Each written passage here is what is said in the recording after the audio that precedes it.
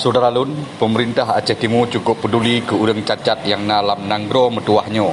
Dinas Sosial Kabupaten Aceh Timur bak uronyo selanyan tanggal 10 bulan 12 tahun 2019 nak gejuk 16 boh motor Yamaha modifikasi dengan 85 boh kerusi roda serta 5 boh becak VR ke urang cacat dalam nanggro Aceh Timurnya. Bandung bantuannya diserah langsung oleh Bupati Aceh Timur Haji Hasbullah Haji Muhammad Taib SH atau yang kaim disebut Bupati Rocky di ke Kantor Dinas Sosial Aceh Timur Cot Uro Buno. Bupati Rocky ngan semangat Aceh Timur bereh lam haba sambutan gopnyan gepegah Bandung bantuannya bejit gepake li saudara-saudara getanyo yang cacat untuk gejak mita rezeki uro-uro.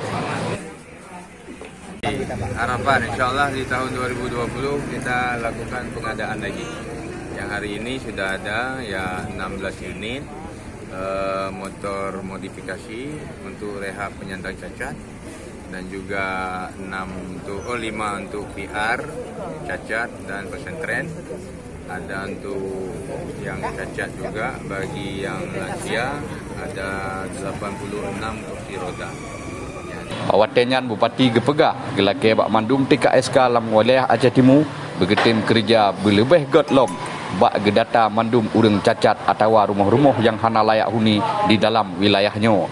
TKSK harus kerja keras ya, kerja keras ya, harus nyokeun awak tanya apa? Ya tilip. Nah, ya tilip, jak rata kampung. Ya, belusukan. Informasi menyojut lun mohon kepada semua teman-teman media baik online atau media cetak ya, setiap kegiatan di desa, di kecamatan tolong disampaikan cepatnya kepada dinas terkait, boleh ke saya juga boleh. Salah siro penyandang cacat warga Panti Widari Aceh Timur gelake terima genasih berayuk tat atih bantuan yang kage terima uronyo. Terima kasih kepada Pak Bupati yang kali lebih Honda kena. InsyaAllah yang dinasihat bereh. Bereh Tapi akan dalam lekai bersama-sama bereh. Mempedulikan ke orang yang perlu bantuan dan berpedulikan orang yang kurang mampu. Menansit gepegah lenyak maneh urang cacat dari Kecamatan Nurussalam Bago. Gopnyan gelake terima genasih berayuk tat ke pemerintah Aceh Timur. Alhamdulillah. Terima kasih. Terima kasih. Aceh Timur gimana bereh? Bereh. Bereh Bu.